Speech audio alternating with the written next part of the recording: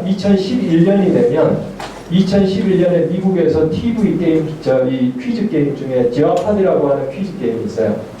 아주 이 상금도 많이 걸려 있어서 아주 핫한 퀴즈 게임입니다. 거기에서 역시 IBM이 개발한 왓슨이라고 하는 인공지능이 그 퀴즈 게임에서 가장 우승을 많이 했던 두 사람하고 함께 대결을 해서 거기에서 우승을 합니다. 자, 인공지능이 퀴즈 게임에서 우승을 했다는 얘기는 인간이 자연어를 이해했다는 얘기고요. 그렇죠? 네, 문제를 내면 그걸 그대로 이해하는 거예요. 그리고 그 문제에 가장 적합한 거를 이 서치를 해가지고 자료를 서치를 해서 사람보다 먼저 정확한 답을 냈다는 얘기거든요. 그러니까 그 정도 되면 상당한 정도 진보가 있었던 거 아니겠습니까? 그럼에도 불구하고 우리는 인공지능이 그 정도 발전했다는 걸 별로 의식하지 못한 상태로 우리는 왔지 않습니까? 이게 마치 이 냄비 속에 개구리 서서히 불이 댐기는 것과 같은 그러한 현상 속에 우리가 있었던 거예요. 별로 인지를 못했던 거예요. 근데 그로부터 불과 5년 후에 인류가 개발한 가장 고도의 전략 게임이라고 하는, 두뇌 게임으로는 가장 고도의 전략 게임이라고 하는 바둑을 넘어선 거 아니겠습니까? 5년 만에. 그러니까 이게 발전의 속도가 상당히 급격하게 진행이 되죠. 그러면 그렇게 발전의 일종의 도약기가 몇 번 있었는데 그 중에 최근의 인공지능 측면에서 가장 결정적인 도약기는 2012년에 나옵니다. 네, 그러니까 퀴즈 게임에서 우승한 바로 다음 해인데요. 네, 그 다음 해에 이 인공지능을 연구자들끼리 연구를 진작하기 위해서요. 매년마다 이미지넷이라고 하는 데서 약 1000만 장의 사진을 그 참가자들에게 주고요. 그 1000만 장 사진 속에 있는 아이템들 있죠. 이 아이템들을 맞히게 해요. 이게 뭔지. 그래서 거기서 이제 오류율이 어느 정도 되는가 하는 걸 가지고 이 발전을 계속 측정해 가거든요. 그런데 그 2011년까지요. 그 게임에서 오류율이 거의 한 26% 정도까지 내려왔어요. 아주 서서히. 네. 그런데 2012년에 오니까요. 그 에러율이 갑자기 17%대로 떨어집니다. 그 오류율이요. 네. 그때 그 인공지능의 새로운 알고리즘을 가져왔던 게 토론토 대학의 힌튼 교수라고 하는 분이 있는데 그 힌튼 교수님이 개발한, 그리고 그 연구팀들이 개발한 소위 말하는 딥러닝 알고리즘이라고 하는 게 그때 이제 그걸 가지고 이미지넷에서 나온 거예요. 그래서 오류율을 급격하게 떨어뜨립니다. 지금은 그 오류율이 어느 정도까지 떨어졌는가? 2017년 그 이미지넷 그 컴피티션에 보니까요. 2.7%까지 떨어졌어요. 오류율이요. 인간이 이걸 사진을 보고 아이템을 인지하는 거 있죠. 이 평균 오류율이 몇 퍼센트냐면 5% 정도 된다는 거예요. 네. 그런데 이게 2.7%까지 급격하게 그 이후로 떨어진 거예요. 자, 이세돌과 알파고가 대국을 한 그 시점에서 이웃 나라의 한 바둑 기사가 나라면 저 정도 지지 않을 텐데 그런 사람이 있죠. 커제라고. 그렇죠? 사실은 그 당시에 세계 2위였어요. 그런데 왜 알파고는 이세돌을 택했는가? 이세돌의 바둑이 가장 직관적이랍니다. 그러니까 이게 계산 바둑이 아니고 아주 직관적이어서 알파고의 입장에서는 가장 넘기 까다로운 그러한 바둑이래요. 그래서 이세돌을 택했는데 그러나 세계 2위 바둑 기사가 도전을 한 거 아닙니까?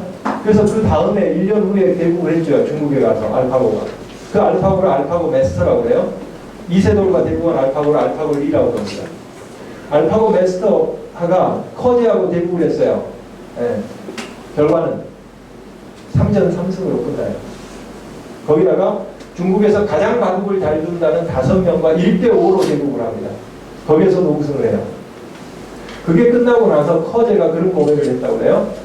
알파고는 바둑에 있어서 신의 경지에 있다. 뭐 도저히 넘어설 수 없다는 걸 고백을 한 겁니다. 자, 그 다음에 2017년 11월에는요. 알파고 버전 중에 또 하나 나와요. 알파고 제로라고 하는 버전이 나오는데 이거는 상징적인 면에서 상당히 사뭇 의미가 있는 버전이에요. 그럼 어떤 버전이냐면 지금 딥러닝이라고 하는 알고리즘 있죠. 인공지능. 딥러닝이라고 하는 알고리즘의 특징은 뭐냐면 기본적인 알고리즘을 넣어주고요. 거기에다가 데이터를 줍니다. 그 도메인에 관한 데이터를 그냥 집어넣어줘요. 자료를. 그러면 그 자료를 가지고 스스로 분석해요. 스스로 학습해요. 예. 예전에는 룰 베이스로 운영되는 인공지능이었어요. 그러니까 룰 베이스라고 하는 거는 인간이 이 인과관계, 예측 모델을 만들고 그 예측 모델에 따라서 이 조건일 때는 이 답을 내라 하는 그런 룰 베이스였는데 딥러닝부터는 인간이 개입을 안 해요. 그 룰을 주지 않습니다. 그냥 자료만 줘요. 그러면 그 자료에서 패턴을 파악을 해서 그래서 이제 솔루션을 낸단 말이죠. 그런 측면에서 알파고 리나 알파고 마스터까지는요.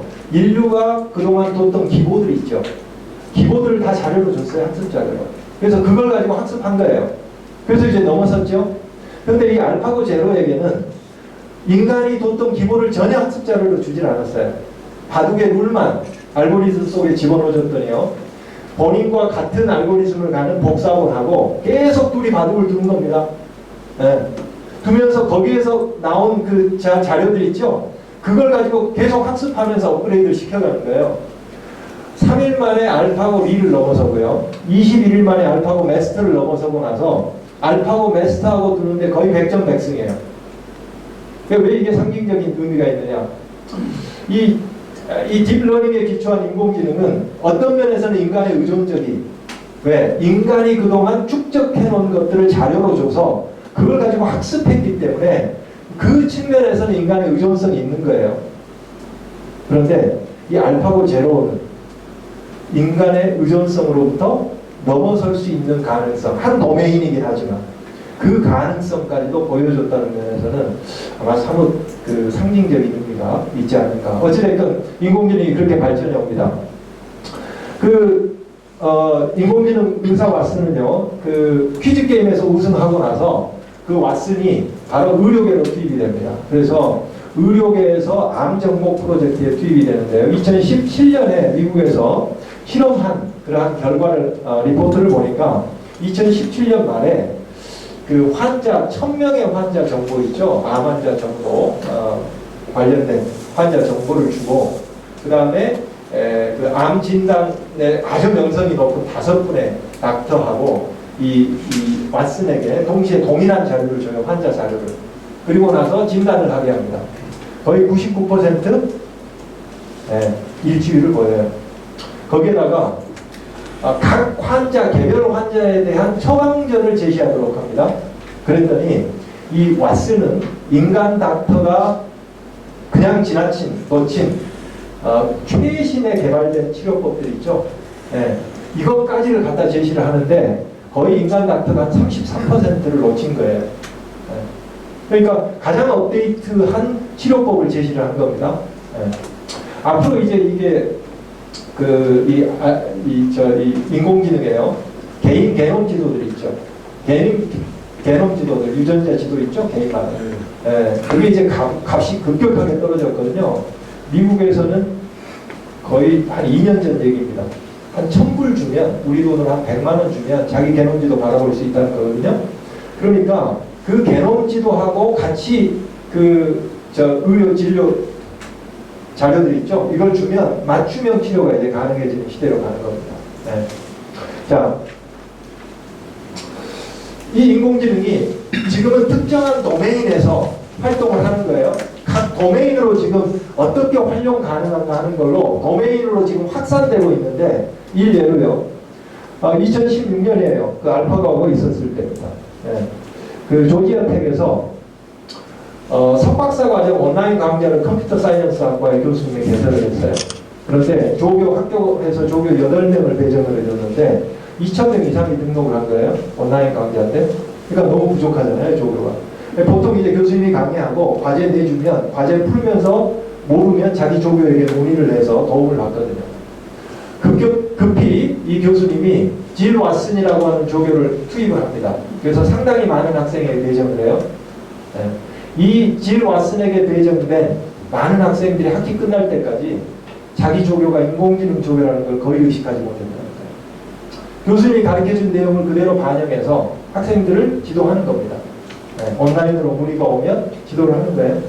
같은 해 6월 달에 미국의 아주 큰 로펌 중에 베이커 앤 호스테틀러라고 하는 로펌이 있어요. 그 로펌에서 로스 왓슨이라고 하는 변호사를 정식 채용을 합니다. 그래서 파산법 쪽에 투입을 해요. 네. 자, 인공지능이 잘하는 게 뭡니까? 네. 아까 저 퀴즈 게임에서 봤듯이 자료를 써머리하는 거 아주 잘합니다. 그러니까 법전 금방 습득할 수 있죠. 그동안 판례 금방 습득할 수 있죠. 특정한 사건에 대한 자료들 그거 다 통합해서 그래서 법정에서 변호사가 나가서 그걸 이길 수 있는 뒷받침을 하는 게 이 로스 왓슨의 역할이에요. 실제 그 작년인가요? 작년에 국내 로펌 중에서도 한 3개 로펌이 인공지능 로이어를 정식으로 채택을 해서 훈련을 시키는 겁니다. 네. 국내 한 6개 병원에서 닥터 왓슨도 채택해서 국내 자료들을 줘서 훈련을 시킨다고 한 2년 전에 뉴스가 났었죠. 이렇게 이제 확산되는데 미국에서 또 변호사에 관련된 실험을 했어요. 그랬더니 이 코퍼레이트 로이어들 있죠. 그 사건을 주고 코퍼레이트 로이어들하고 이 인공지능 로이어에게 분석을 하게 했어요. 그리고 이제 법전원 미국의 법전원 교수들로 하여금 평가를 하게 했어요. 블라인드로. 그랬더니 이 정확도 그 다음에 시간 이 부분에서 월등하게 인공지능 로이어가 좋은 퍼포먼스를 낸다 하는 겁니다. 자, 어느 정도로 이 데이터 처리를 잘할까요? 이게 각 영역으로 지금 확산되고 있는데요. IBM에서 이 왓슨이 붙는 건 IBM에서 개발한 겁니다. IBM에서 2017년에요. 2017년에 잡 오프닝을 공고를 했더니 거의 뭐 한 2만 명 이상이 지원을 한 겁니다. 네. 2만 명 이상 서류 심사를 하려 치면 그 얼마나 많은 시간이 투여되겠어요? 그래서 왓슨에게 IBM에서 보고자 하는 인재상 어떤 자질을 갖춘 인재상을 찾는다 하는 걸 주고요. 서류 심사를 이 왓슨에게 맡깁니다. 얼마나 시간이 걸렸을까요? 2만 명 이상의 서류 심사를 하고 최종 면접자를 추려달라고 했어요. 이 왓슨에게 2시간 3시간. 네. 친절하게도 이 왓슨은요. 본인들이 지원자가 낸 서류만이 아니고 그 지원자가 낸 SNS 내용까지 전부 다 통합을 해서 면접자를 내줬어요. 네. 걸리는 시간은 34초입니다. 네. 그러니까 이 데이터 처리 컴퓨팅 속도라고 하는 거는 앞으로 컴퓨팅 속도는 전혀 문제가 안 되는 거예요. 지금 퀀텀 컴퓨팅이라고 해서 양자 컴퓨터 이게 개발이 되면 그건 뭐 속도는 뭐 거의 문제가 안 될 정도. 네. 지금도 이런 정도니까요. 그러니까 데이터 처리하고 분석하고 하는 부분에 있어서는 우리의 상상을 초월하는 겁니다. 네. 그런가 하면 인공지능이 논리적인 추론만 잘하는 게 아니고 패턴 분석을 아주 잘해요. 이 패턴 분석을. 네. 이거 인공지능 화가가 그린 겁니다. 추상화. 요즘 앱들 중에서 프리즈마라고 하는 앱이 있는데요. 그 앱 같은 경우에는 그 앱에서 여러분들 사진을 하나 그 앱에 집어넣어 주고요. 이걸 피카소 스타일로 바꿔줘 그러면 그걸 피카소 스타일로 바꿔줍니다. 왜냐하면 그동안 유명한 화가들 있죠. 이 그림 자료를 다 줬어요. 그럼 패턴 분석을 통해서 그 화가들의 특징이 뭔가 하는 걸 다 이해하고 있는 겁니다. 그래서 내가 준 자료를 그 특징에 맞춰서 바로 전환을 해주는 거예요. 지금까지 앱은 애플이 스마트폰을 만들면서 앱이라고 하는 게 새로 많이 개발됐잖아요. 앱 생태가 형성됐잖아요. 지금 계속해서 앞으로 이게 올라오는 앱들은요. 인공지능 기능이 장착된 앱들이 앞으로 계속 들어올 겁니다. 네. 그게 요즘 이제 두드러지는 게 그 퍼스널 어시스턴트 있죠? 개인 비서 역할하는 거.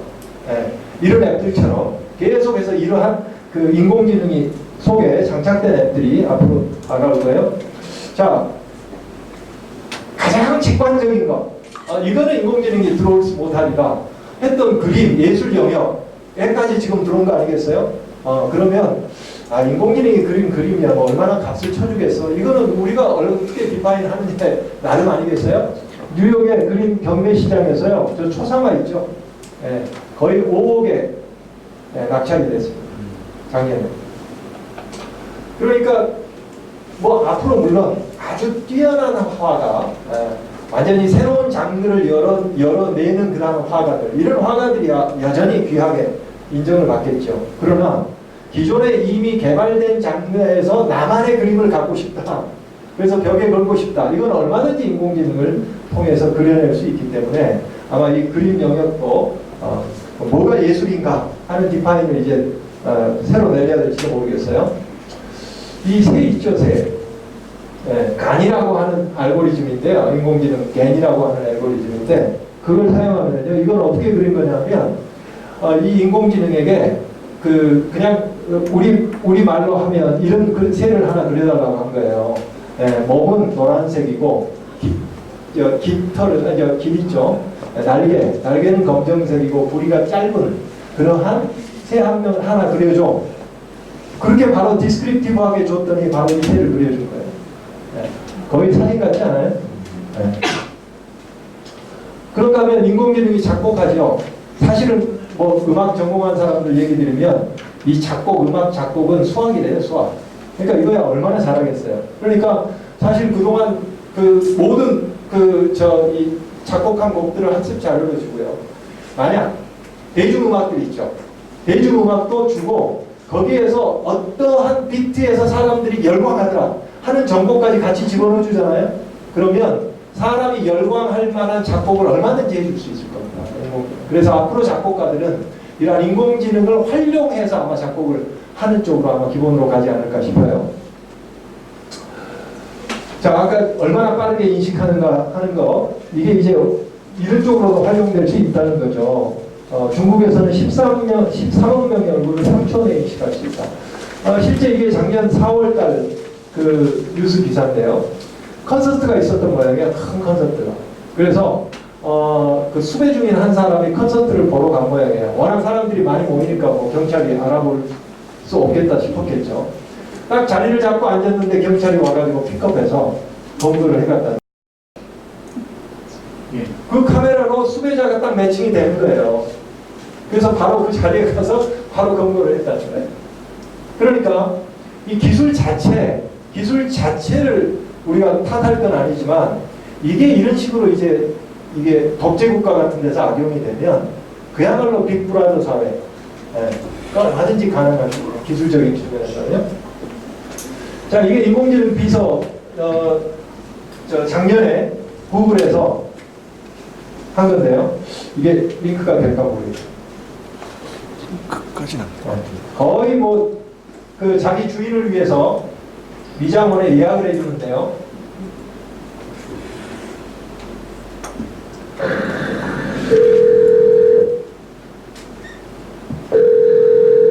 So how can I help you? Hi, I'm calling to book a women's haircut for a client. I'm looking for something on May 3rd. Sure, give me 1 second.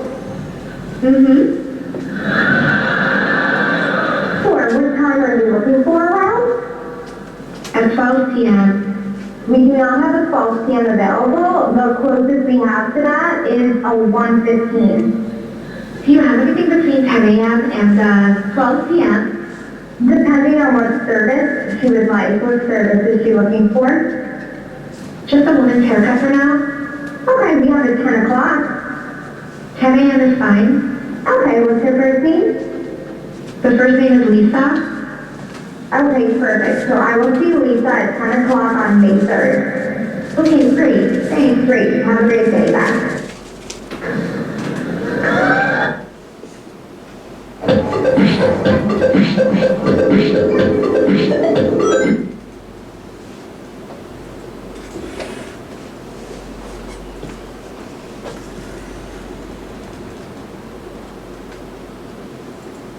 네. 어떻습니까? 인공지능인지 알겠어요? 전화 받는 사람은 거의 모르죠. 네. 이렇게 해서 지금 각 영역으로 이게 응용 지금 돼 가고 있는 거예요. 그래서 구글의 순다이 피차이가 그런 얘기를 해요. 이 인공지능 문명학적인 의미에 대해서 얘기를 하는데, 인공지능은 인류가 발명한 그 어떤 것보다도 더 중대한 발명이 될 것이다. 그것은 불이나 전기가 인류 문명에 미친 영향보다 더 심대한 영향을 미칠 것이다. 이렇게 얘기를 합니다.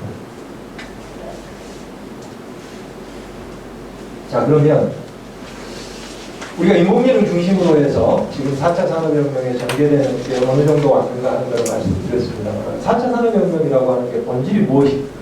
그리고 그게 이제 앞으로 어떤 방향으로 발전해 갈까 하는 것에 대해서 좀 약간의 말씀을 드리면요.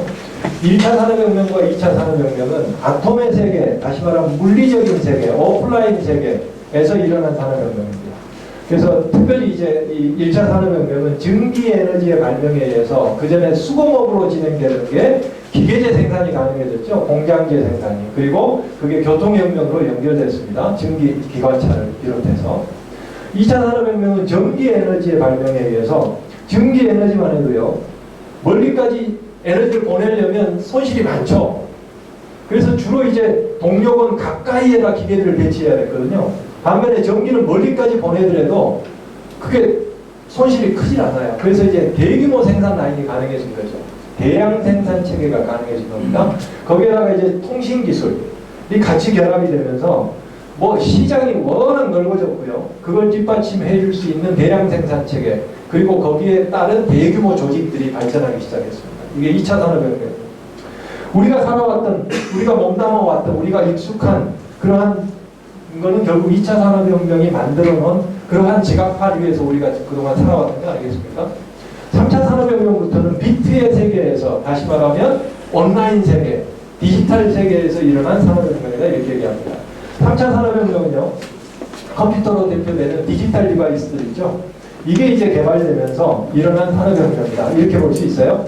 자, 컴퓨터가 도입되면서 컴퓨터가 미치는 영향, 뭐 우리 같은 사람은 초기에 느꼈던 거는 타자로 논문을 쓰던 사람이 컴퓨터로 치면 수정도 쉽고, 뭐 이래서 편리하다, 뭐 빠르다, 뭐 이런 정도였는데 사실은 본질은 지금까지 진행되어 온 걸 보면요, 본질은 이겁니다. 컴퓨터 디바이스들을 통해서 그동안 오프라인 세계에서 인류가 개발해왔던 지식과 정보들 있죠. 이거를 디지털로 전환시킨 겁니다. 비트로. 디지털 정보라고 하는 건 0과 1의 조합으로 모든 정보를 저장하는 거거든요. 기술하는 거거든요. 그러니까 그렇게 이제 전환을 하죠. 그러면 전환하기 전에는 대부분의 지식과 정보가 다 종이 위에 있었어요. 종이 속에. 그렇죠. 이 종이 속에 있는 상황에서 물리적인 제약을 받는 겁니다. 이 정보가. 그래서 보려면 도서관에 가야 되고, 그래서 도서관이 자료를 보관해야 되니까 커야 되고. 그러나 이거 디지털 정보로 전환되는 순간 이 정보는 아주 가벼워집니다. 저장하는데 공간 별로 차지하지 않죠. 전송하는데 비용 별로 안 들죠. 그걸 컴퓨터를 가지고 분석하고 하는데 훨씬 더 신속하게 할 수 있죠. 그렇죠. 그러니까 이 정보 처리와 관련되는 비용이 거의 한계 비용이 제로까지로 갈 수 있는 특성을 가지고 있어요. 이 디지털 정보. 그래서 3차 산업혁명의 본질은 그동안 오프라인 세계에서 물리적 제약 속에 있었던 지식과 정보들을 전부 디지털 정보로 전환해 왔다. 그리고 그거를 적극적으로 활용했는데 3차 산업혁명까지만 해도 그걸 좀 더 유연하게 활용하는 수준들 있죠. 여기까지 갔다면 4차 산업혁명이 진행되는 거거든요. 아마 그 시대 구분이 이제 각각 다를 수 있지만 그동안 4차 산업혁명이 본격화되는 인프라들은 어떻게 구축됐냐면 거기에 인터넷이 이제 가세를 하죠. 왜요? 정보들이 디지털화되니까 거기에 플랫폼에 정보들이 모이잖아요. 그래서 이제 연결이 쉽잖아요. 거기다가 모바일 휴대폰이 생기면서 정보의 액세스가 훨씬 더 활발해지죠. 그러니까 그 정보들이 계속 가상 플랫폼에 디지털 플랫폼에 계속 쌓여온 거예요. 이걸 우리가 빅데이터라고 하는 거 아닙니까? 빅데이터가 가상 디지털 가상 세계에 쌓이기 시작한 겁니다. 그런데 이 정보야말로 이 속에 얼마나 귀한 가치들이 숨어 있습니까? 이 정보들을 어떻게 활용하느냐에 따라서 엄청난 가치들이 거기서 나온단 말이죠. 자, 그래서 4차 산업혁명의 본질을 이렇게 그래프로 그려본 겁니다. 물리적인 오프라인 세계의 모든 정보들을 디지털화시켜서 디지털 가상세계 플랫폼에 빅데이터를 계속 축적해가고요. 여기에 이제 IoT 있죠? 사물인터넷이라고 하는 게. 지금은 이 연결이라고 하는 네트워크 속에 인간들이 각각 노드가 돼서 연결돼 있죠. 50억 명이.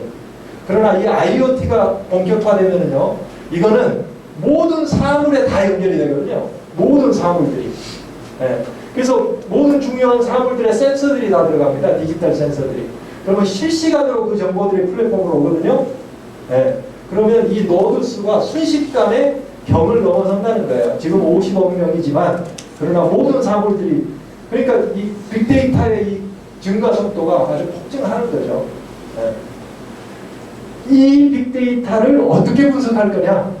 거기에 아주 중요한 가치들이 숨어 있는데 그걸 효과적으로 처리할 수 있기 위해서 지금 인공지능이 본격적인 역할을 하는 거죠. 인공지능에게 맡기는 거. 네. 그렇게 되면 이 물리적인 세계에 관한 맞춤형 예측이 가능해지고요. 그래서 요즘은 서비스 개인 맞춤형으로 지금 변화되고 있죠. 제가 서점에 아마존 서점에 들어가면 제 관심 있는 추천 도서가 밑에 뜨죠. 네, 개별화되어 있어요. individualized and customized and 그러한 서비스로 활용이 되는 거거든요. 그 다음에 이 오프라인 세계에 관리가 최적화될 수 있는 길이 열렸다. 그래서 4차 산업혁명은 결국은 오프라인과 온라인이 융합돼서 결합돼서 거기에서 새롭게 완전히 새로운 비즈니스 모델들이 나오고요. 거기서 새로운 가치들이 나오는 그러한 융합에 의해서 지금 이루어져가는 그러한 혁명이 이 4차 산업혁명이다. 이렇게 이제 저는 이해를 하고 있습니다. 그래서 그동안에 우리 인류는 2차 산업혁명까지는 주로 이 오프라인 세계, 물리적인 제약, 갖고 있는 이 세계 속에서 그동안 매니지를 해왔지만 앞으로 이 세계에 관한 정보가 다 이쪽으로 올라오는 순간 이제는 그런 제약 없이 빅데이터에 근거해서 그래서 빅데이터를 21세기의 원자원이다 하는 이유가 바로 그겁니다. 그래서 요즘은 기업들마다 지금 세계적으로 기업 가치가 가장 높은 기업들 하면 탑 랭크 1위부터 쭉 해서 어떤 기업입니까? 빅데이터 플랫폼 기업. 빅데이터로 확보한 기업들이 기업 가치 면에서 가장 높은 밸류를 지금 인정받고 있고요. 모든 기업들이 지금 빅데이터 어떻게 확보할 것인가. 4차 산업혁명 차원에서 정부도 어떻게 하면 빅데이터를 공공 빅데이터 플랫폼을 마련해서 거기서부터 새로운 비즈니스 모델들 창업들을 하게 하고 할 것인가. 뭐 이런 고민들을 하는 이유가 바로 여기 있다. 이렇게 볼 수 있습니다.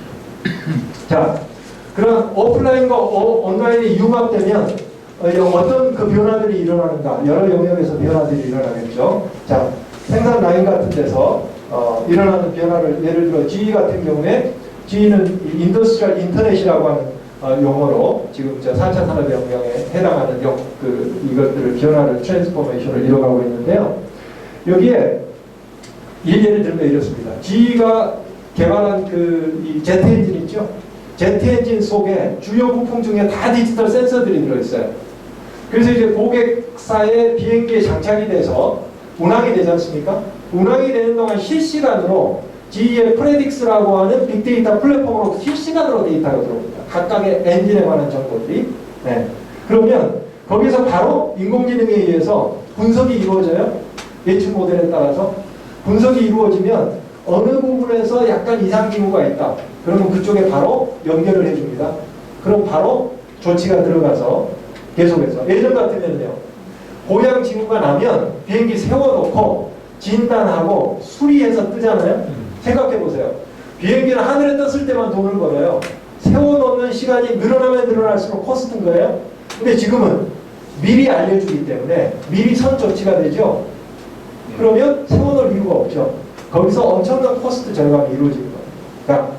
그래서 예전에는 우리가 AS라고 그러죠. AS.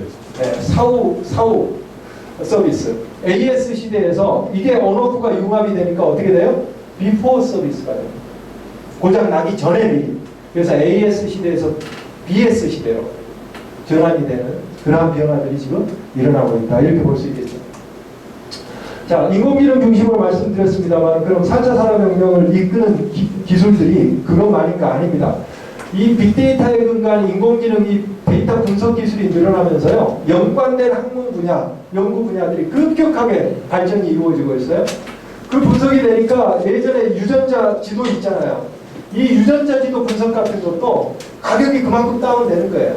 네, 모든 영역이 그렇게 될 겁니다. 자, 인공지능 외에 사물 인터넷, 이게 이제 다 인프라로 다 사물 인터넷이 다 연결되면 스마트 시티가 예를 들어 구현이 될 수 있죠. 스마트 시티가 되면 도시 내 공간 정보들에 관한 실시간 상황들이 다 파악이 되잖아요. 그러면 쉽게 얘기하면 지금 어디에 주차 공간에 차 공간이 있는지 아주 효과적으로 활용이 가능해지겠죠. 모든 영역이 이제 그렇게 이 정보들이 다 플랫폼상에 올라오겠죠.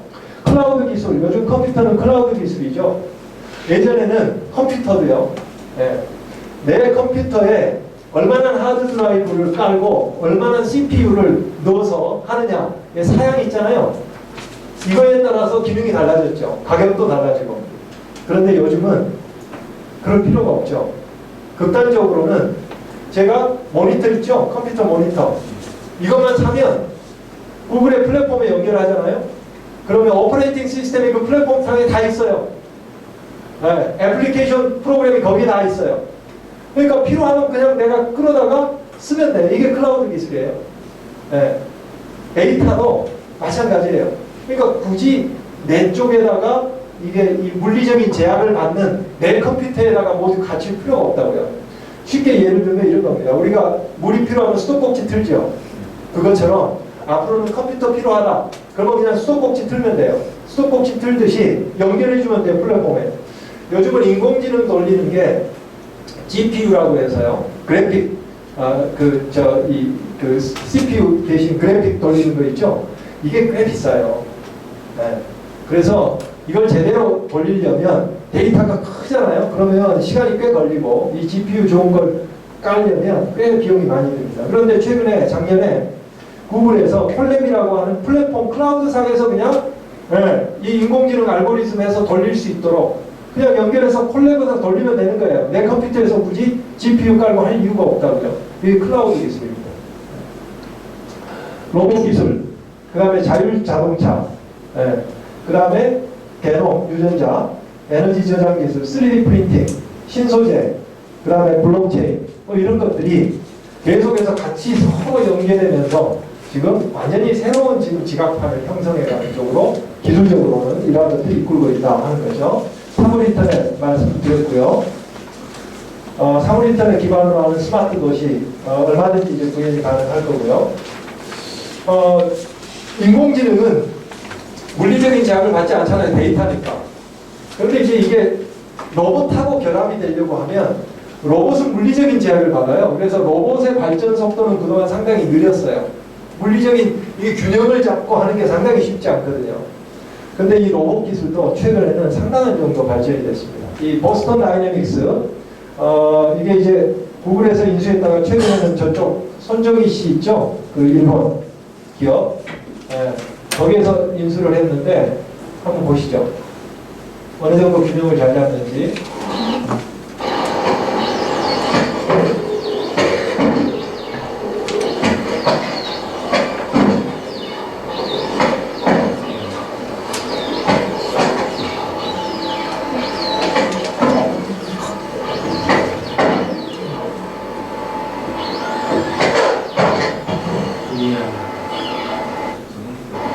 네. 일본이 개발한 거죠? 이거는 보스턴 다이내믹스라고 해서요. 미국 회사예요. 미국 회사인데, 손정희 씨, 제일 한국인 있죠? 네. 손정희 씨 그 회사에서 인수를 했거든요. 네. 그래서 지금 그쪽에서 자, 무인 자율주행차가 된다. 이렇게 되면 사고 날 일이 없을 거야. 이게 되기까지는 중간 과정 과도기에는 사고가 나는데 주로 누구 잘못 때문에 사고가 날 수 있냐면 인간 운전자의 잘못 때문에 사고 날 가능성이 있는데 왜요? 서로 간에 정보를 주고받으면서 가기 때문에 커넥티브 되거든요. 다 이게 자율주행차가. 그래서 자율이다 하는 것만이 아니고요. 다 연결이 되어 있거든요. 그렇기 때문에 그쪽으로 이제 가게 될 거고요. 요즘은 3D 프린터는 3D 입체물을 그대로 찍어내죠. 그래서 이런 스포츠카, 미국의 로컬 모터스라고 하는 자동차 회사인데 여기에서는 아예 주문을 받으면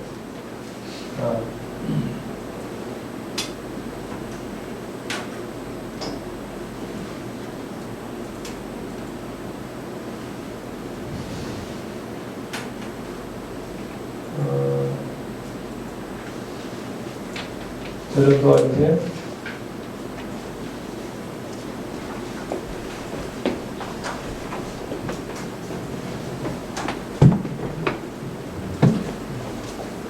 아, 연결되네.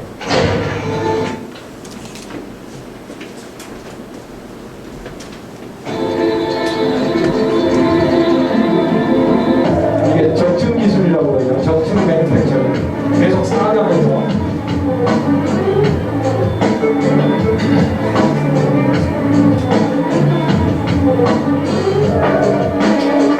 이 3D 프린터는 지금 각 영역에서 활용될 수 있는 프린터가 계속 개발되고 있거든요.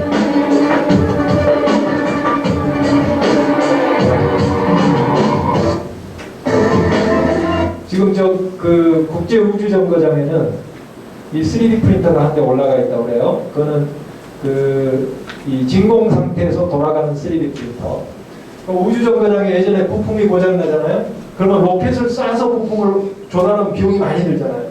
바로 3D 프린터에서 부품을 바로 찍어서 쓸 수 있도록 올라가 있다고 해요.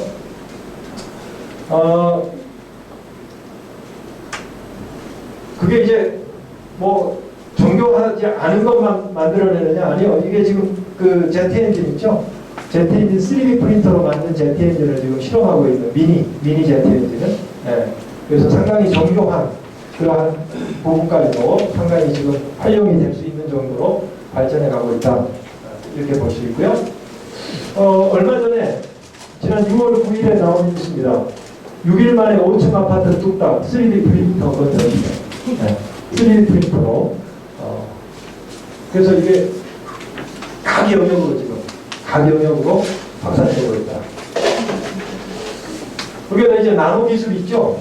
그 뭐 이쪽 나노 로봇 정도로 들어가면 이렇게 된다고 해요. 앞으로 투약을 할 때 어떤 세포를 목적지로 정해주면 혈관을 타고 들어가서 그 세포에 약을 주입하는 형태 그런 이제 로봇, 이게 나노 로봇이라고 해요. 그래서 의료 쪽에 있어서도 유전자 지도와 함께 결합해서 상당한 정도 변화들이 일어날 거다. 그럼 이러한 기술들이 앞으로 이제 각 영역으로 확대되면 어떠한 파급 효과를 만들어낼 수 있겠는가 하는 것들을 아주 그냥 러프하게 우리가 한번 생각해 볼 수 있는 것 중심으로 한번 보죠. 분명한 것은 지금 지각판이 바뀌고 있고요. 게임의 룰이 바뀌고 있다는 거예요. 지각판이 바뀌고 있다는 얘기는 그동안 우리가 살아왔던 2차 산업혁명 시대의 지각판 있죠. 네, 이게 완전히 지금 새로운 지각판으로 바뀌고 있고요. 게임의 룰도 완전히 바뀌고 있다 하는 건데요. 게임의 룰이 바뀌는 걸 아주 극적으로 보여주는 예입니다. 기업 간 경쟁 생태계에서 나타나는 지각 변동, 아마존과 월마트, 온라인 서적으로 시작했는데 지금은 뭐 거의 푸드까지도, 신선식품까지도 지금 온라인 유통을 하는 아마존하고 월마트 경쟁이 아주 치열하죠. 기업 가치로는 지금 아마존이 훨씬 더 기업 가치가 높습니다. 넷플릭스, 블록버스터 완전히 무너뜨렸죠. DVD 대여점인데요. 미국의 네트워크 가지고 있었던 블록버스터가 넷플릭스에 의해서 한순간에 무너졌죠. 에어비앤비, 요즘 젊은이들 사용하죠. 힐튼 호텔 K보다도 밸류가 더 큽니다. 건물 하나 가지고 있지 않은데. 이게 2차 산업혁명 시대로는 이해가 안 되잖아요. 우버, 우리나라는 지금 허용이 안 됩니다만 이게 지금 뉴욕이라든지 이런 데 보면은 택시업 자체를 지금 상당히 지금 완전히 변화를 일으키고 있잖아요. 거기에 뉴욕 같으면 택시 한 대 그 권리금 있죠? 개인 택시. 권리금. 그게 거의 한 10억쯤 된다는 거고요. 근데 우버가 들어오면서 그게 그냥 급격하게 떨어집니다. 아니겠어요? 거기다가 우버 이용해 보면 가격이 일반 택시보다 훨씬 낮거든요.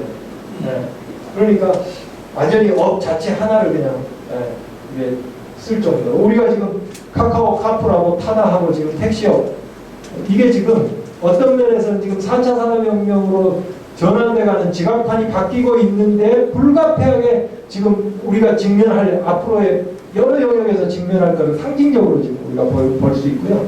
이걸 어떻게 해결하느냐 상당히 중요한 이슈가 될 겁니다. 대학 마찬가지입니다. 쉽게 얘기하면 지금 교육체제는요. 2차 산업혁명 시대에 맞는 인재를 배출해내기 위한 교육 시스템이에요. 2차 산업혁명 뭐예요? 대량 생산 시스템. 그걸 뒷받침해줄 표준화된 인재들. 예. 모든 영역에서 고루 잘하는 표준화된 그러한 지식을 갖춘 인재들을 배출하는데 앞으로는 그런 시대가 아닙니다. 거기다가 교육 자체도요. 이제는 얼마든지 무크를 통해서 세계 유수의 교수님들 강의 들을 수 있어요. 언어가 안 된다고요? 통번역 얼마든지 지금. 통번역 이것도요. 요즘 그 구글 번역기 있죠. 그 속에도 지금 딥러닝 알고리즘이 들어있어요. 네, 그래서 그게 계속 자료가 쌓여가면 갈수록 정확도가 높아지게 되어 있습니다. 룰베이스가 아니고 자료의 문제예요. 전에 한번 이 얘기를 했더니 부산에서 오신 분이 부산말로 하니까 잘 안 되던데요. 네, 아니 당연하죠. 이게 사투리가 이제 또 계속해서 주입되면 데이터만 쌓이면 정확도가 높아지게 돼 있어요. 그 다음에 앞으로 블록체인, 지금 블록체인이 뜨겁습니다만은 크립토 커런시 그거는 이제 상당히 일반 통화하고 이슈가 겹치기 때문에 상당히 지금 논란이 많아요. 그렇지만 블록체인 자체 기술적인 부분이 앞으로 인터넷을 대체하게 되면요, 기존의 중개기관들이 필요 없어집니다. 은행 부분에서도요, 돈 있는 사람이 은행에 저축을 하면 필요한 사람이 대출을 해가잖아요. 은행이 왜 은행에 맡깁니까? 은행이 크레딧 체크를 하거든요. 크레딧 체크. 그리고 이제 중개료를 받는 거 아니겠어요? 그런데 블록체인으로 스마트 컨트랙으로 하게 되면 앞으로 P2P 직접 거래를 해도 서로 신용도를 체크를 할 수 있도록 이렇게 되면 아마 점진적이긴 하겠지만 특히 이제 금융은 규제 산업이기 때문에 다른 영역보다는 훨씬 느린 속도겠지만 어찌됐든 블록체인이 인프라가 짜인다. 그러면 상당히 바뀔 가능성이 높다. 자, 이렇게 해서 파급 효과 중에 그러면 우리 피부로 와닿는 변화들은 어떤 변화일까? 1차적으로는 고용 문제입니다. 제레미 리프킨이라고 하는 경제학자이자 미래학자인데요. 제레미 리프킨이 이렇게 얘기합니다. 20세기 고용사회는 태조입니다. 20세기 고용사는 게 뭐예요? 2차 산업혁명 산업화 시대 아닙니까? 산업화 시대의 업무 구조 있죠? 이거는 아주 자동화가 쉽게 업무들이 잘게 쪼개져 있고요. 표준화가 되어 있고요. 그건 아주 쉽게 대체가 가능해요. 지금까지의 자동화는 주로 육체 노동을 대체할 수 있는 자동화 있죠. 로봇도 아주 동일한 걸 반복하는 육체 노동을 대체하는 자동화였다면 앞으로 인공지능이 로봇하고 결합되면요. 이제는 인터랙션을 하면서 아주 유연하게 거기다가 이 지적 노동 있죠. 이것까지도 상당 부분 대체할 수 있는 그러한 쪽으로 가고 있어서 전체적인 고용의 양뿐만 아니고 앞으로는 이 중간 노동 계층 있죠. 지식 노동자까지도 상당한 정도 대체를 하게 될 거다. 이렇게 보고 있죠. 뭐 아까 우리가 상징적으로 봤잖아요. 닥터 왓슨, 그 다음에 뭐 로스 왓슨 변호사. 그동안 2차 산업혁명 시대에 우리 평생 먹고 사는 거 보장해준다고 생각하는 직업들 있죠. 이런 직업들조차도 사실은 들어가고 있으니까. 그래서 영국의 옥스퍼드의 프레이 교수하고 오스본 교수의 연구는 미국 내 직업의 47% 정도가 10년에서 20년 사이에 없어질 거다 이런 얘기를 했고요. 보스턴 컨설팅은 2025년까지 현재 직업의 25%까지 스마트 소프트웨어나 로봇에 대체될 거다. 물론 새로운 직업 만들어질 겁니다. 새로운 직업. 왜? 인간의 그 욕구들 있잖아요. 욕망. 그 욕망은 항상 새로운 것들을 수요를 만들어내게 돼 있어요. 문제는 지금과 같은 직업이 아니죠. 그러면 지금 직업에서 자동화에서 대체되는 인력들 있잖아요. 이 인력들이 새로 생기는 직업을 감당해낼 수 있는 그러한 스킬을 가지고 있느냐면 그게 안 되는 거예요. 그러니까 새로운 직업을 만들어서 거기에서 기회를 누리는 사람은 거기에 합당한 기술과 역량을 갖춘 사람들이고 기존의 직업에서 밀려나는 사람들은 밀려나게 될 수밖에 없는 이 과도기에 이런 이 미스매치 문제가 스킬 갭 문제가 나올 가능성이 크다는 거죠. 앞으로 정규직 일자리 많이 줄어들 겁니다. 지금 그 정부 차원에서 지금 비정규직을 정규직화하라 하는 거지만 거대한 지금 변화의 흐름 속에서는 상당히 그거는 계속 가기가 쉽지 않아. 예. 왜냐하면 그렇게 해서 기업 자체가 경쟁력을 잃어버리고 그냥 망해버린다. 그러면 의미 없어지거든요. 예. 그런데 지금 어떤 현상들이 일어나는가? 사무 업무들 있죠. 이 업무들을 플랫폼상에 그냥 올리면 그 플랫폼에 가입한 누구라도 그걸 따가지고 그걸 처리해주고 비용 받고 끝내버립니다. 정식 고용이 아니에요. 이런 사람들을 플랫폼 노동자 혹은 기그워커라고 해요. 기그워커. 네. 이 사람들 우버가 전형적이에요. 자기 차 가지고 있는 사람을 놀고 있을 때에 필요한 사람하고 연결만 시켜주잖아요. 우버가 플랫폼으로. 네. 이 사람들은 우버의 노동자가 아니에요. 그냥 우버로 연결해서 고객에게 라이드 주고 비용 받고 끝나는 거예요. 네.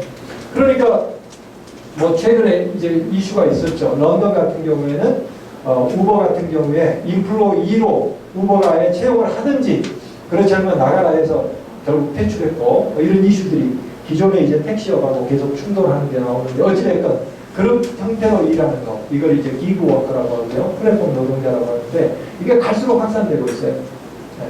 어느 정도까지 고급 프로젝트 하는 것까지요. 요즘 그 이쪽 인공지능 연구하는 사람들에게 아주 핫한 이 캐글이라고 하는 플랫폼이 있어요. 캐글.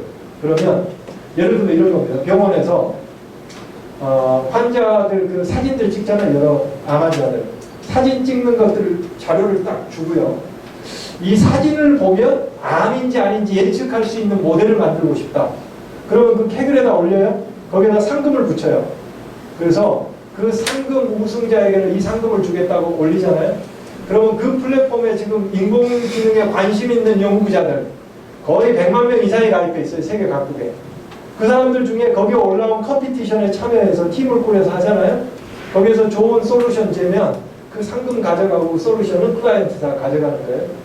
이런 형태의 프로젝트들 형태로 업무들이 진행이 될 가능성이 갈수록 더 커지는 거예요. 그러면 2차 산업혁명 시대의 시간 전일제로 해서 고용돼서 일한다?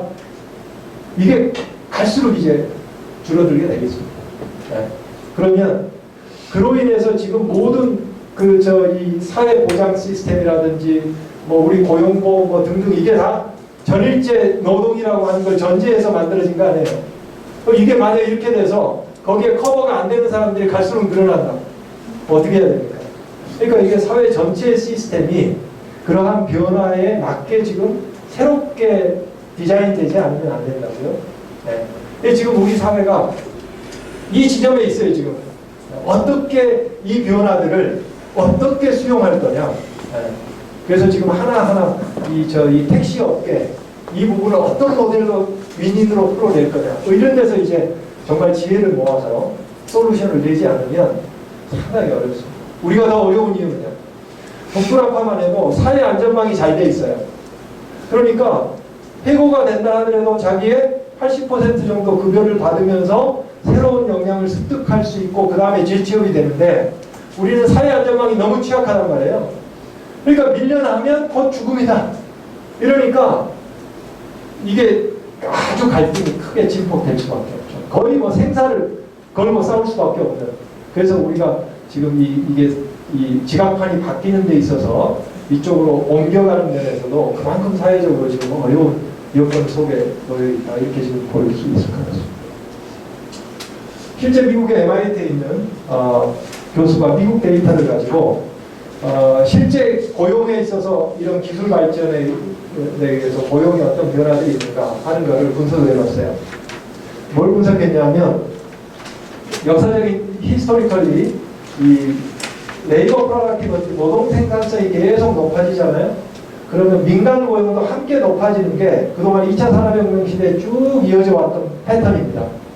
생산성이 높아지고 고용도 늘어나고. 그런데요, 2000년을 기점으로 해서 이게 갈라지기 시작해요. 노동 생산성은 늘어나는데 고용은 늘지 않아요. 그럼 무슨 얘기입니까? 고용 없는 성장. 이게 이제 가능해진 거예요. 왜요? 이 기술 발전이에요. 그래서 제가 여기에 담지는 않았습니다만 우리 데이터 가지고 우리나라 데이터 가지고 분석을 했더니 비슷한 패턴이 나옵니다. 이 부분은요, 제조업에서 특히 이제 더 심한데요. 제조업 같으면, 보세요. 이게 제조업의 생산량이 늘어나잖아요. 네, 늘어나는데 2000년을 기점으로 해서 고용은 급격하게 제조업적 고용은 떨어집니다. 그러니까 자동화, 앞으로 이제 스마트 팩토리가 진행이 되면 될수록 특히 이 고용 부분은 제조업 고용은 그런데 우리 같은 경우에는 제조업의 비중이 선진국들 중에서는 상대적으로 높거든요. 제조업적. 그러니까 아마 지금 우리가 이 청년 실업 문제 등등에서 일자리 문제로 지금 상당히 사회적으로 큰 어려움에 있지만 이러한 구조적인 변화들 속에서 그게 더 어려운 거죠. 물론 이 청년들의 일자리 문제는 앞으로 한 4, 5년쯤 지나면 청년들의 일자리 문제는 좀 숨통이 트일 수는 있어요. 왜냐하면 베이비붐 세대가 지금 은퇴를 하기 때문에 한 4, 5년이면 베이비붐 세대가 전부 은퇴하거든요. 그렇게 되면 사람이 부족한 문제가 나와서 뭐 어느 정도 청년들에게 숨통은 트일 수 있지만 전체적으로 고용은 떨어질 수밖에 없죠. 그리고 고용의 질도 떨어질 수밖에 없죠. 이런 쪽으로 갑니다. 자, 이렇게 진행됐을 때에 사회가 이대로 그냥 이 새로운 룰을 만들지 않고 이대로 만약 됐을 때 어떤 사회로 갈 수 있느냐 하는 거를 상징적으로 보여준 게 2017년에 뉴욕에서 그 뉴요커라고 하는 잡지 있죠. 이 표지 모델입니다. 표지 디자인이에요. 누가 누구에게 동냥을 하고 있어요? 네. 인공지능 로봇이 사람에게 동냥하고 있는 네. 경고죠, 경고. 네. 서울대 공대 유기훈 교수팀이 나름대로 몇 가지 가정을 설정해서 이대로 그냥 갈 경우에 우리 사회가 2050년쯤 되면 어떤 사회 계층 구조가 될 것인가 하는 것을 추계를 했어요. 그래서 2017년에 일간 언론에서도 보도가 되고 그랬는데요. 이렇게 된다. 그 플랫폼 기술들 소유한 기술자들하고 또 자본가들 있죠. 네. 0.001% 1계급.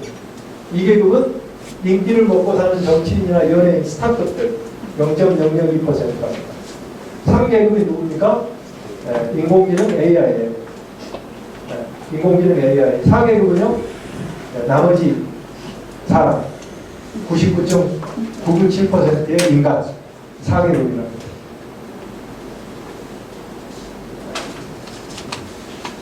그러니까 이 기술적인 측면에서만 보면 기술의 가능성만 그대로 놓고 현재의 시장 메커니즘 있잖아요. 여기에 그냥 내버려 뒀을 때에 어떻게 될 수 있는가 하는 걸 지금 드러내고 있죠. 우리가 이제 고민해야 될 부분은 이 기술 발전이라고 기술혁명이라는 게 인간을 위한 기술혁명이 돼야 됩니다. 인간을 위한 기술혁명이 되게 하려면 어떻게 해야 될 것인가. 이 고민이 사실은 우리가 이제 고민해야 돼요. 지금 이 트랜지션 과정에서 지각판 갈아탈 때에 우리가 새로운 지각판에서는 어떠한 사회 제도를 가지고 운영할 것인가. 그리고 이 과도기의 이해 충돌들이 있죠. 이거 기술 혁신을 막아낼 수는 없어요. 우리가 억지로. 러다이트 운동 상징적으로 막아집니까? 막아질 수가 없어요. 네. 그 문제는 이로 인해서 희생될 수밖에 없는 그러한 계층들. 네. 이 사람들이 이 기술 발전이 되더라도 뭔가 이렇게 좀 역할을 하면서 삶의 질을 유지할 수 있도록 어떻게 해야 될 것인가. 이게 사실은 정치인들에게만 맡겨서 될 문제도 아니고요. 사실은 시민들이 이러한 문제를 인식하고 당장 지금 택시업계와 타다 내지는 카카오 카풀 이 문제를 어떻게 조정해서 어떤 솔루션을 만들어낼 것인가 이런 게 아주 크리티컬한 거거든요. 이런 부분에 대해서 하나하나 그 이슈들이 나올 때마다 하나의 전형적인 하나의 모델들을 만들어내고 그리고 장기적으로는요. 이게 사회 안전망 있죠. 사회 안전망이 강화되지 않고는 정말 더 어렵습니다. 그래서 요즘 그 맥락에서 이제 기본소득제, 필요성 이런 부분이 나오거든요. 그러면 어느 정도 기본소득제를 통해서 만약 기본소득제가 안 된 상태에서 이런 사회가 된다고 해보십시오. 그럼 누가 소비합니까? 소비가 없으면 기업이 생산이 이루어질 이유가 없잖아요. 경제 자체가 순환이 안 되는 거예요. 지금 이 고용이라고 하는 걸 통해서 소득 배분이 이루어지고 그거로 소비를 하고 생산을 유발하고 이래서 경제가 계속 커지는 거 아니에요? 근데 거기서 고용이라고 하는 부분이 크게 이게 문제가 생긴다. 그러면 경제 순환 자체가 될 수가 없거든요. 그러니까 이제 그걸 뭘 브릿지로 할 거냐. 그런 차원에서 기본소득제라고 하는 아이디어도 나오고 뭐 그게 뭐 지금 당장 정답이다 이렇게 결론을 내릴 수는 없지만 바로 그러한 고민의 연장선상에서 우리가 그런 부분들도 바라봐야 되지 않겠는가 이렇게 생각합니다. 요약합니다. 4차 산업혁명의 바꿀 세상 문명사적인 대전환이 일어나고 있고요. 지금까지 없던 세상을 구상하고 있습니다. 단적으로 얘기하면 우리는 인공지능과 어떻게 인류가 공존할 것인가. 실제 이거는 불가피하게 공존해야 돼요. 어떻게 역할 분담하면 어떻게 공존할 것인가. 실제 이제 인공지능 로봇이 가정의 어시스턴트로 들어올 겁니다. 그러면 인간관계 사이에 부모와 자식 간의 사이에 틈바구니로 들어올 거고요. 네. 부부 간의 사이에 인공지능 들어올 거고요. 네. 실제로 어떻게 공존해야 될 것인가. 일자리 문제를 넘어서서 네. 완전히 새로운. 그래서 이걸 이제 상당히 경각심을 불러일으키면서 경고한 과학자들이 있었죠. 대표적으로 스티븐 호킹 박사 있죠. 얼마 전에 돌아가셨죠. 네. 스티븐 호킹 박사님이 과학자들을 모아서 몇 년 전부터 이 경고하는 성명서를 개송했어요. 인류의 종말이 금세기가 될 수 있다는 거예요. 네. 이유는 이 기술을 제대로 인류가 통제하지 못하죠. 그러면서 이분은 인공지능이 초지능 형태로 들어오게 되면 그동안 이 지구상에서 인간이 모든 동물들보다 더 위의 입장에서 계속 문명을 발전해 왔던 거는 결국 이거 아니었어요, 이거. 네. 근데 인간보다도 뛰어난 초지능이 만약 인공지능 형태로 드러날 경우에는 그거 완전히 새로운 일종의 생명체로 가야 된다는 거예요, 그분은. 그랬을 때에 그거 제대로 컨트롤하지 못하면 인류에게는 끔찍한 종말이 될 수도 있다. 이렇게 이제 경고를 하는데 예측 차원의 문제라기보다는 경고로 받아들이고 우리가 어떻게 이거를 이거는 글로벌하게 대처를 해야 되는 이슈들이죠. 초지능 시대, 초연결 시대, 그래서 생산 양식의 대변혁이 오게 될 거고요. 요즘은 이제 그 일환으로 플랫폼 경제가 부상하고 있고요. 잘못하면 빅브라더 사회로 갈 위험성도 있고요. 그래서 지금은 불확실성이 급격하게 증대되어 있습니다. 기업들도 마찬가지고요. 우리 모두도 불확실성 속에서 가고 있습니다. 여기까지 제 강의 마치도록 하겠습니다.